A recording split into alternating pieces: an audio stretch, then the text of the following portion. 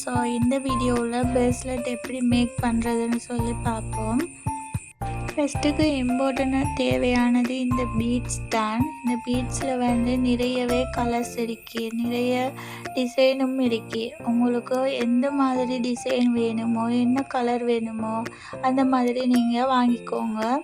So இந்த மாதிரி தான் பிரேஸ்லெட் மேக் பண்ண போகிறேன். இது ஆல்ரெடி நான் ஒரு ஷாப்பில் வாங்கினது தான். ஸோ இந்த சாம்பிளுக்கு தான் நான் உங்களுக்கு காட்டியிருக்கேன். இந்த மாதிரி தான் மேக் பண்ண போகிறோம். மெயினாக இந்த எலாஸ்டிக் தேவை. இதில் சைஸ் மென்ஷன் பண்ணியிருப்பாங்க. நான் 5mm எடுத்திருக்கேன். 8mm எடுத்தால் இன்னமுமே கொஞ்சம் நல்லா ரஃப்பாக இருக்கக்கூடிய மாதிரி இருக்கும். பட் எனக்கிட்ட 8mm அவைலபிளில் இருக்கல. ஸோ ஷாப்பில் 5mm இருந்துச்சு, நான் அதை தான் எடுத்தது. இந்த ஜம் ரிங் எடுக்கணும். ஜம் ரிங் இப்படி நம்ம டிசைனை கோர்க்கிறதுக்கு தேவைப்படும். இப்போ ஏதாச்சும் ஒரு டிசைன் நம்ம போட போகிறோம் சைட்டில் அப்படின்னு சொன்னால் அதுக்கு தேவை. ஸோ நான் அதுக்கு இந்த பட்டர்ஃப்ளை சாம்ப் தான் வாங்கியிருந்தேன். அதோடு சேர்த்து நான் ரெசினில் மேக் பண்ணினேன். கொஞ்சம் ஹார்ட்டும் எடுத்திருக்கேன்.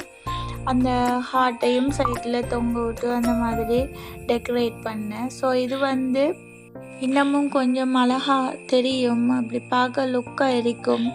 அந்த மாதிரி ஒரு டிசைனுக்காக வேண்டி நான் சூஸ் பண்ணினது. ஸோ சைட்டில் நம்ம தொங்க விட்டு செயின் மாதிரி செட் பண்ணுவோம். இந்த செயின் ஆல்ரெடி என்கிட்ட இருக்கு. ஸோ இதையும் நான் உங்களுக்கு காட்டுறேன். பட் உங்களுக்கு இதெல்லாம் வாங்கணும்னு சொல்லி இல்லை, நார்மலாக பீட்ஸ் இருந்தாலே போதும். இந்த செயினை கட் பண்ண தான் இந்த குரடி யூஸ் பண்ணுறது. சிசரும் தேவை. ஸோ இதான் அந்த பீட்ஸ் நான் காட்டியிருக்கேன். இந்த மாதிரி தான் வரும். ஒரு கோர்வையாக தான் தருவாங்க. இதில் 105 பீசஸ் மாதிரி வருது. நான் 250 சொச்சத்துக்கு வாங்கினேன்னு நினைக்கிறேன். இதே ஆன்லைன் பேஜில் 400 சொச்சம் போகுது. நீங்கள் உங்களுக்கு பக்கத்தில் உள்ள கடைகளில் விசாரித்து பார்த்து என்ன மாதிரி ப்ரைஸ்ன்னு பார்த்து வாங்குங்க. ஏன்னா நம்ம பேசிக்காக பிஸ்னஸை கொண்டு போவாட்டிலும் நாம் செய்து பார்க்குறதா இருந்தாலும் சரி, அமௌண்ட்டை கூட போட்டு ஒரு இன்வெஸ்ட்மெண்ட் பண்ணாமல் ப்ரைஸை எல்லாமே விசாரித்து பார்த்து வாங்குங்க. நிறைய இடங்களில் நிறைய ப்ரைஸில் இருக்குது இந்த பீட்ஸ். இதை ஒரு டப்பாக்குள்ளேயோ ஒரு பாக்ஸ்லேயோ போட்டு வச்சா நல்லா. என்று சொன்னால் உடையக்கூடிய மாதிரி தான் இந்த பீட்ஸ் இருக்கும். எல்லா பீட்ஸும் இல்லை, ஒரு சிலது உடையக்கூடிய மாதிரி இருக்கும். அப்போ நம்ம அதை சேஃப்டியாக வச்சிருக்கிறது நல்லா. ஸோ இதில் மெயினாக தேவைப்படுறது இந்த பீட்ஸில் 20 பீட்ஸ் மட்டும் தேவைப்படும். டிசைனுக்கு நான் ஒயிட் கலர் பீட்ஸில் 2 இருக்கேன். அப்போது டோட்டலாக 22 பீட்ஸ் நம்மட கைகள்ற அளவை பொறுத்து வரும். பேசிக்காக எல்லாருக்கும் அட்ஜஸ்ட் பண்ணக்கூடிய மாதிரின்னு சொன்னால் 22 பீட்ஸ் போட்டிங்கன்னு சொன்னால் கணக்குக்கு இருக்கும். இப்போ நீங்கள் ஆன்லைன் பிஸ்னஸ் செய்கிறீங்கன்னு சொன்னால் அவங்களோட அளவு சைஸஸ் உங்களுக்கு தெரியாமல் இருக்கும். இப்போ கிட்ஸுக்குன்னு சொன்னால் அவங்களோட சைஸை பார்த்து தான் நீங்கள் செய்யணும். மற்றது நம்மளை மாதிரி ஒரு அளவான கேர்ள்ஸுக்கு இந்த 22 பீட்ஸ் போட்டால் போதுமான அளவாக இருக்கும். இதுலேயே நம்ம நிறைய குட்டி குட்டி பீட்ஸ் இடையில போட்டு அப்படி செய்கிறோன்னா 20 பீட்ஸ் 19 பீட்ஸ் அந்த மாதிரி போட வேண்டி வரும். இதை நீங்கள் பிஸ்னஸாக கொண்டு போகிறனாலும் கொண்டு போகலாம். என்று சொன்னால் இதில் நிறையவே லாபம் பார்க்கக்கூடிய மாதிரி இருக்கும். இதில் ப்ரைஸ் எப்படி ஃபிக்ஸ் பண்ணுறேன்னு சொன்னால் உங்களுக்கு எத்தனை பீட்ஸ் போயிருக்கு, அதோட அமௌண்ட் என்னன்னு சொல்லி ஃபஸ்ட்டுக்கு நோட் பண்ணுங்கள். அதில் சாம்ஸ் செட் பண்ணால் சாம்ஸுக்குரிய அமௌண்ட்டோ, சைட்டில் டிசைன் பண்ணக்கூடிய அதுக்கு செயின் போடுறீங்கன்னா அதோட அமௌண்ட்டோ.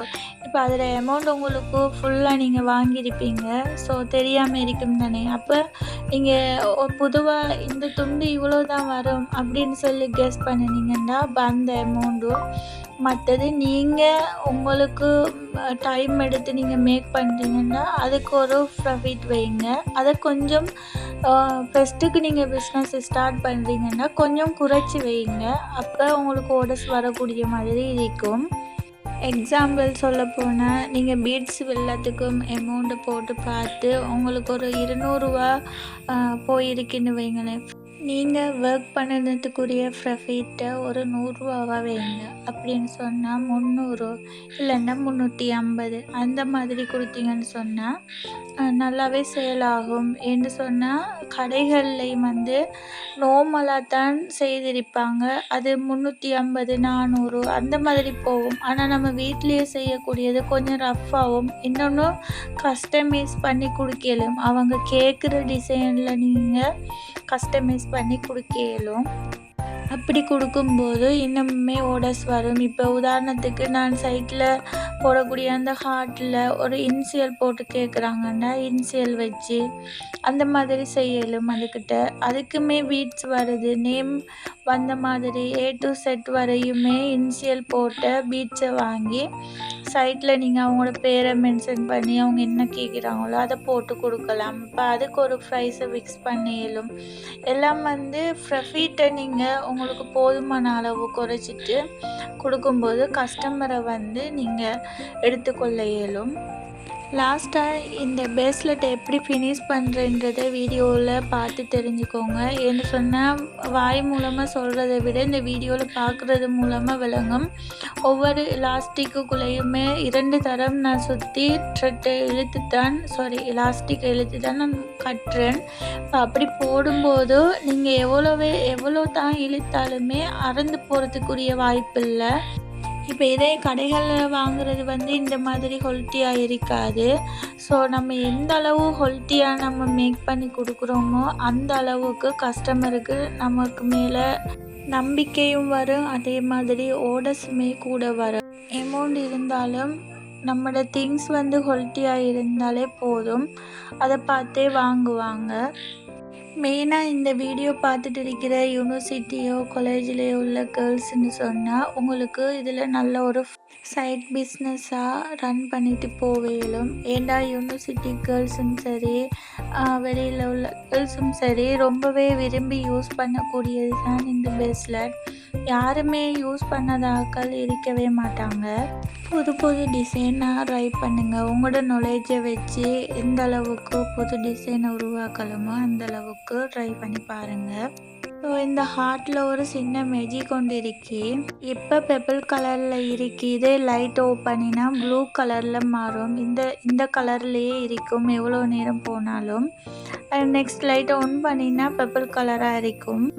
க்ளோ இன் டார்க் பவுடர்னு சொல்லி கேட்டால் தெரியும். இது ரெசைனில் மிக்ஸ் பண்ணுறது. நெக்ஸ்ட்டு இப்படி செயின் கோர்த்து ஒரு பேஸ்லெட்டை மேக் பண்ணி காட்டுறேன். இது ஆல்ரெடி நான் மேக் பண்ணினது. ஸோ நைட் நான் வீடியோ ஷூட் பண்ணலை. இப்போ நான் இதை வீடியோவாக எடுத்திருக்கேன். இதுக்குமே பீட்ஸ் 22 அந்த மாதிரி தான் வரும். ஸோ இந்த எலாஸ்டிக்கில் நான் கோர்த்துட்டு எல்லா பீட்ஸையும் கோர்த்த மாதிரி தான் ஆல்ரெடி நான் என்ன மாதிரி கோர்த்தனோ அந்த மாதிரி தான் செட் பண்ணியிருக்கேன். இடையில குட்டி குட்டி பீட்ஸை நான் எட் பண்ணியிருக்கிறேன். இந்த போட்டிருக்கிறது ஆகும் சின்ன பீட்ஸ். இது பார்க்குறதுக்கு கொஞ்சம் லுக்காக தெரியும். மற்றது எல்லாமே ஒரே பீட்ஸ் போடாமல் இப்படி கலந்து போட்டாலும் வடிவாகவும் இருக்கும். பீட்ஸை மிச்சப்படுத்தி அடுத்த பேஸ்லெட் கிட்ஸுக்குரிய மாதிரி அந்த கோர்வையில் மேக் பண்ணி எடுக்கலும்.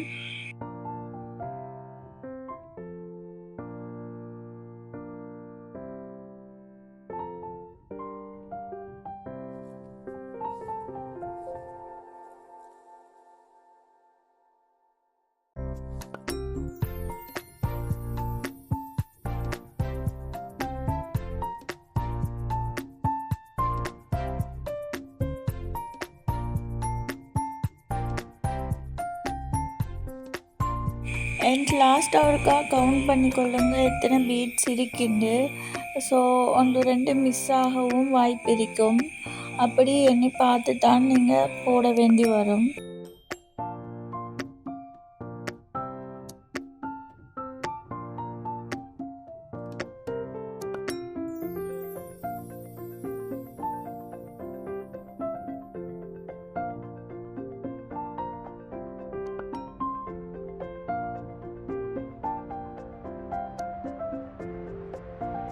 அண்ட் இந்த பிரேஸ்லெட்டுக்குமே சேம் மெத்தடில் தான் நான் ஃபினிஷிங் பண்ணுறேன். இதுக்கு மட்டுமில்லை, எந்த பிரேஸ்லெட்டாக இருந்தாலும் சரி ஃபினிஷிங்கை வந்து இந்த மாதிரி கொடுத்தீங்கன்னா கொஞ்சம் நல்லா குவாலிட்டியாகவும் ரஃபாகவும் இருக்கும். எவ்வளோ தான் நம்ம இழுத்தாலுமே பீட்ஸ் வந்து அருந்து கீழே விழக்கூடிய மாதிரி இருக்காது.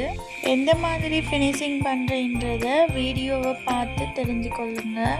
ஏன்னா வாய் மூலம் சொல்கிறத விட வீடியோ பார்க்குறது மூலமாக உங்களுக்கு கிளியராக தெரியும்.